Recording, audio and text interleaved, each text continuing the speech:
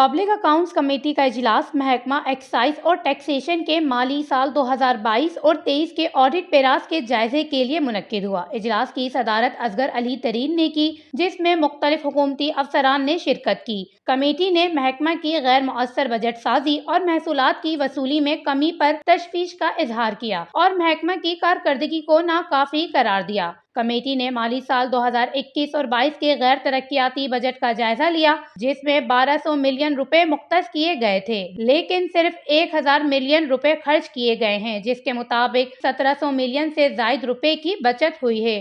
اس کے علاوہ محکمہ نے فائنانس ڈپارٹمنٹ سے اضافی بجٹ حاصل کیا، جس پر کمیٹی نے اعتراض کیا، جس سے یہ عمل غیر مؤثر بجٹ سازی اور فنڈز کے غیر مؤثر استعمال کی نشاندہی کرتا ہے۔ محصولات کی وصولی میں کمی کے حوالے سے کمیٹی نے محکمہ کی جانب سے غیر منقولہ جائیداد ٹیکس، موٹر وہیکل ٹیکس، صوبائی ایکسائز اور پروفیشنل ٹیکس کے اہداف پورے نہ کرنے پر تشویش ظاہر کی، جس کے نتیجے میں حکومت کو 500 ملین روپے سے زائد کا نقصان ہوا۔ کمیٹی نے اس بات پر زور دیا کہ اہداف فائنانس ڈپارٹمنٹ کے ساتھ باہمی مشاورت سے طے کیے جائیں اور محکمہ ایکسائز کے نمائندے کو اس عمل میں شامل کیا جائے۔ کمیٹی نے مختلف ٹیکسز کے بقایا جات کی عدم وصولی کا بھی جائزہ لیا، جن میں پراپرٹی ٹیکس، کنٹونمنٹ بورڈ کے محصولات اور رکشوں کے روڈ ٹیکس شامل تھے۔ ان معاملات پر فوری کارروائی کرنے کی ہدایت دی گئی اور آڈٹ ڈپارٹمنٹ کو پیش رفت سے آگاہ رکھنے کا کہا گیا۔ آخر میں کمیٹی نے تمام متعلقہ محکموں کو آڈٹ اعتراضات پر فوری کارروائی کی ہدایت دی اور عمل درآمد کی رپورٹ فراہم کرنے کی درخواست کی، تاکہ مسائل کا حل فوری طور پر نکالا جا سکے۔ وش نیوز، کوئٹہ، بلوچستان۔